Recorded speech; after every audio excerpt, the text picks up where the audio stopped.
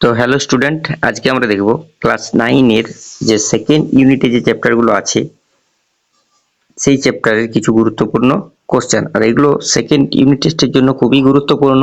এর আগে একটা ভিডিওতে আমি পার্ট 1টা আলোচনা করেছি। যদি কেউ না দেখে থাকো তাহলে ভিডিওর ডেসক্রিপশনে লিঙ্কটা দেওয়া থাকবে, গিয়ে একটু দেখে নেবে। দেখো, আজকে আমরা যেটা দেখবো সেটা হচ্ছে পার্ট 2। দেখো, এডিএইচ এর অভাবে কোন রোগটা হয়? না ডায়াবেটিস ইনসিপিটাস বা বহুমূত্র। এটা খুব ইম্পর্টেন্ট কোশ্চেন। এবিও গ্রুপের আবিষ্কর্তাকে ল্যান্ডস্টেইনার, এটা আগেও আমি আলোচনা করেছি। তারপর দেখো 3 নম্বরে কলসিপত্র ও পাতা ঝাঁঝি হলো ড্যাশ উদ্ভিদের উদাহরণ? না পতঙ্গভুক্ত। এটা একটা পুষ্টি পদ্ধতি। তারপরে দেখো, হিং কোন উদ্ভিদের কোন জাতীয় রেচন পদার্থ? হিং হচ্ছে অ্যাসফয়েড নামক উদ্ভিদ থেকে নির্গত এক ধরনের রজন। তাহলে হিংটা কি? রজন, যেটা আমরা খাই। গ্লোমেরুলাস হলো সূক্ষ্ম রক্তজালিকার একটি গুচ্ছ বিশেষ। এটা কি সত্য? সত্য বা মিথ্যা নির্বাচন করো, সেটা এটা সত্য। মূত্রের এমন একটি উপাদানের নাম লেখো যা গ্লোমেরিউলার পরিচিত তরলে থাকে না, পরে তৈরি হয়। অ্যামোনিয়া। মানব হৃৎপিণ্ডের ড্যাশ অক্সিজেন সমৃদ্ধ রক্ত সংগৃহীত হয়? বাম অল ইন্ডিয়াসে। মস্তিষ্কের ভেন্ট্রিকল ও নিউরেসিল এ অবস্থিত তরল পদার্থ কোনটি? না সেরিব্রো স্পাইনাল ফ্লুইড, যেটাকে সিএসএফ বলা হচ্ছে। তারপর দেখো, কোষীয় শ্বসনকালে শ্বসন বস্তু জারিত হয়ে শক্তি উৎপন্ন করে। এটা সত্য না মিথ্যা? এটা সত্য। শ্বসন বস্তুগুলো জারিত হয়েই শক্তিটা উৎপাদন হয়। তারপর দেখো, রাইবোজিয়াম নামক ব্যাকটেরিয়া সিম্বগোত্রীয় উদ্ভিদের মূলে ড্যাশ রূপে বসবাস করে? এটা মিথজীবী রূপে বসবাস করে। যে প্রাণীর রক্তরসে হিমোগ্লোবিন দ্রবীভূত থাকে তার উদাহরণ দাও? কেঁচো।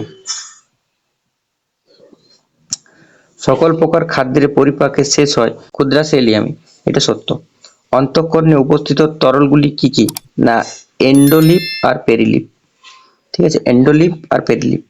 ভিলাইয়ের আকার আঙুলের মতো হওয়ার সুবিধা কি বলে তুমি মনে করো? ভিলাইয়ের আকার আঙুলের মতো হওয়ার কারণে অন্ত্রের শোষণ হলো বৃদ্ধি পায় আর শোষণ সঠিকভাবে হয়। এই দুটো হয়।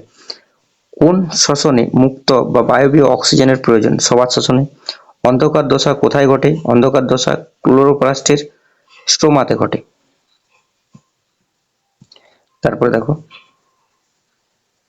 কোলাই মানবতন্ত্রের অন্ত্রে বাস করে ভিটামিন বি12 সংশ্লেষ করে।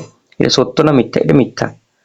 রজন কি? না পাইন গাছের রজন নালীতে প্রাপ্ত এক প্রকার নাইট্রোজেন বিহীন রেচন পদার্থ, বান তেলে জারিত হয়ে রজন উৎপাদন করে। তারপর দেখো, সমজাতীয় পদার্থের অণুর মধ্যাকার আকর্ষণ বলকে কি বলে? না সমসংযোগ বল অথবা সংশক্তি। সিগারেট ও বিড়ির ধোঁয়ায় উপস্থিত কোন পদার্থের প্রভাবে শ্বাসনালীর ভেতরে সিলিয়ারগুলো বিনষ্ট হয়? না টার জাতীয় পদার্থ। সালোক সংশ্লেষের উপাদানগুলির মধ্যে কোনটি অভ্যন্তরীণ উপাদান? না ক্লোরোফিল, ভিতরের উপাদান। হৃৎপিণ্ডের দ্বিপত্র ত্রিপত্র কপাটিকার সাহায্যে নিলয় পেশির সঙ্গে যুক্ত হয়। দ্বিপত্র কার সাহায্যে নিলয় পেশির সাথে যুক্ত হয়? দেখো, দ্বিপত্র কর্ডিটেন্ডনির সাহায্যে। কপাটিকা কর্ডিটেন্ডনির সাহায্যে নিলয় পেশির সাথে যুক্ত হয়। যেসব জীব খাদ্যের জন্য অন্য জীবের উপর নির্ভরশীল তাদেরকে কি বলে? পরভোজী বলে।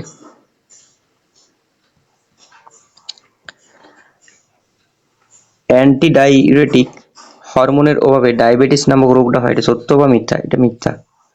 তারপরে রক্তে ভ্রূণজ মেসোডার্ম থেকে উৎপন্ন হয় রক্তটা? এটা সত্য, আমরা এটা জানি। এটা কিন্তু খুব ইম্পর্টেন্ট, রক্ত কোথা থেকে উৎপন্ন হয়। মানবদেহের কয়েকটি বহিঃকোষীয় তরলের নাম লেখো? রক্ত, লসিকা, সিএসএফ, সাইনোভিয়াল তরল, এসবগুলো। সালোক সংশ্লেষের অন্ধকার দশায় উৎপন্ন প্রথম কার্বনযুক্ত স্থায়ী যৌগ কোনটি?